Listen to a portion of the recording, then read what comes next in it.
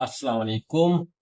سبھی حاجی صاحبان اب حج کی بالکل تیاری پر ہیں۔ حج کا سفر انشاءاللہ شروع ہونے والا ہے۔ آج سے چند روز کے بعد حاجی صاحبان مینا کے میدان میں ہوں گے اور نیکسٹ ڈے 9 ذی الحج کو آپ عرفات کے میدان میں ہوں گے، اپنے حج کے فرض کی ادائیگی کر رہے ہوں گے انشاءاللہ۔ حج کے سفر پر جانے سے پہلے مینا کیمپ میں جانے سے پہلے حاجیوں کے بیچ میں گہما گہمی ہوتی ہے، ایک فکر ہوتی ہے، آپ اس میں صلاح مشورہ کرتے ہیں، بات چیت کرتے ہیں کہ مینا جائیں تو کن تیاریوں کے ساتھ جائیں، کیا ساز و سامان اپنے ساتھ لے کر جائیں۔ تو میں آپ کو بتا دوں، پچھلے سال میں نے حج کیا تھا، اس لیے اس کا تجربہ آپ کے ساتھ شیئر کر رہا ہوں۔ جب آپ مینا جا رہے ہیں تو بالکل بے فکر ہو کر جائیے، کوئی وزن، کوئی بوجھ، کوئی ساز و سامان کھانے کا پینے کا آپ کو اپنے ساتھ نہیں لے جانا ہے۔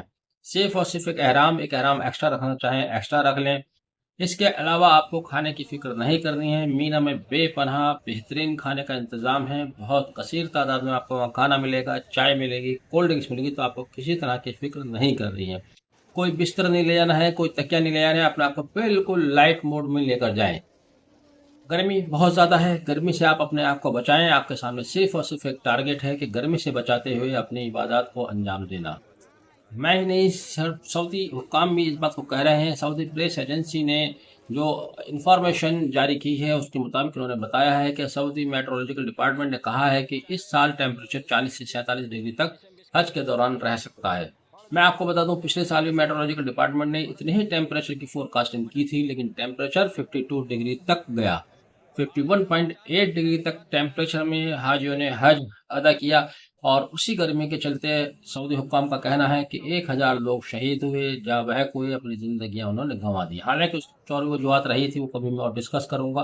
فی الحال ابھی جو سعودی حکام نے آپ کے لیے اپنی طرف سے انتظامات کیے ہیں، اس میں ان کا کہنا ہے کہ ہم حاجیوں کو حج کے میدان میں واٹر امبریلا پرووائڈ کرائیں گے، ویئربل ہیٹ مانیٹر، ویئربل جن کو آپ پہن سکتے ہیں، ہیٹ مانیٹر جو آپ کو ہیٹ سے بچائیں گے، وہ ہیٹ مانیٹر اویلیبل کرائیں گے۔ اس بار سن ریفلیکٹیو روڈ بنائی جا رہی ہیں، ایسی روڈ بنائی جا رہی ہیں جہاں پر سورج کی گرمی کم آئے گی۔ جمعے کی نماز میں بھی جو خطبہ ہوتا ہے، خطبہ چھوٹا کیا گیا ہے، اذان اور خطبے کے بیچ کا وقت گھٹایا گیا ہے تاکہ حاجیوں کو کم وقت انتظار کرنا پڑے۔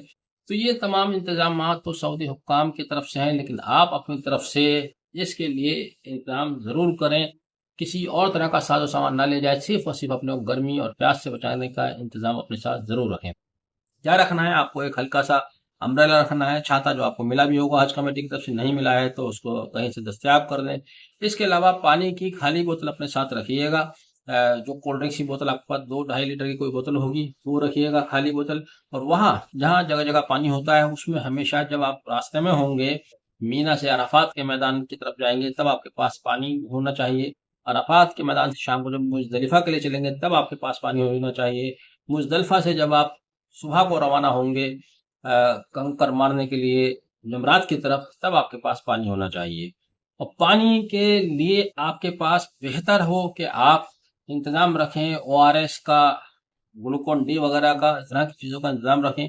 وہ وہاں انڈین قونصلیٹ کی میڈیکل ٹیم ہے، وہ کافی اچھی تعداد میں آپ کو اپلبدھ کرا رہے ہوں گے، مجھے امید ہے دے رہے ہوں گے، لیکن یہ مکہ میں ہی ملے گا آپ کو، حج کے میدان میں نہیں مل پائے گا۔ تو مکہ میں جہاں ڈسپینسری ہیں وہاں سے او آر ایس یا گلوکون ڈی جیسے پاؤڈر لیجئے گا، یہ آپ کو لے کر چلنا ہے۔ کھانے پینے کی اشیاء کوئی نہیں لے جانی ہے، کوئی بوریا بسترا نہیں لے جانا ہے، تکیہ نہیں لے جانا ہے، وہ سارا سامان آپ کو وہاں ملے گا۔